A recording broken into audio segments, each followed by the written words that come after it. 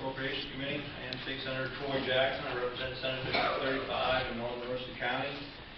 And before I would try and quickly explain 1395, I can't really remember because it's been such a while. I was co-sponsor on Senator Sherman's bill, but I certainly agree with that. I didn't vote for any of the changes to the pension fund, and still don't agree with them, so I certainly support getting a bit of money back to the people that should have never had that cut.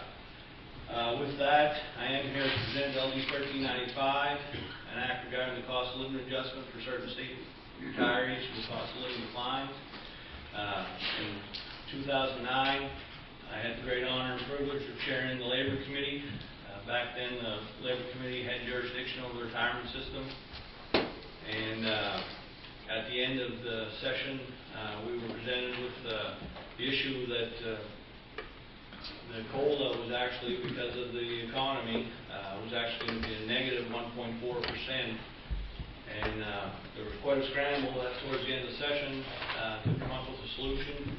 It was decided that we wouldn't take any money away from people. The horror of actually asking state employees and teachers to send back money, was something that no one wanted to even think about. So the decision was made to flat fund, or just give the regular retirement for that year, and try and make it up in next year.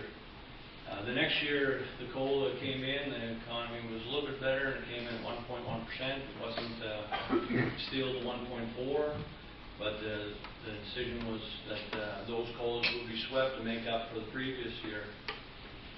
What I didn't think about, and I don't know if anyone really thought about at the time, but when I started going around in Caribou, I actually met up with a constituent that retired in 2009 and talked about the issues with the retirement not being what he expected it was going to be.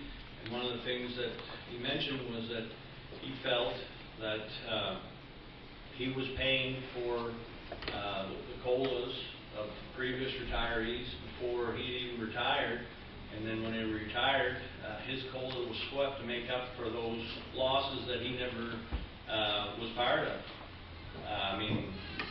Didn't get the flat funding when it should have been, or not should have, but possibly could have been taken away. And then whenever he did retire and he expected a 1.1% COLA, that was taken to make up for retirees before.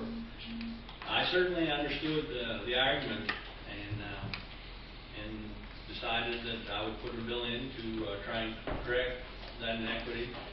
And so that's why we're here today. I spoke to the retirement system. They said in 2009, at most, there were 1,650 people that actually retired. They said that would not be the actual number that would be affected by this because of early retirements and things like that.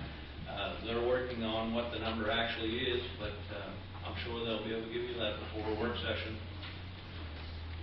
So that is it in a nutshell. I just felt it was unfair for some people who've been paying for a COLA that they never partake in, and that's why I was here today to present the bill.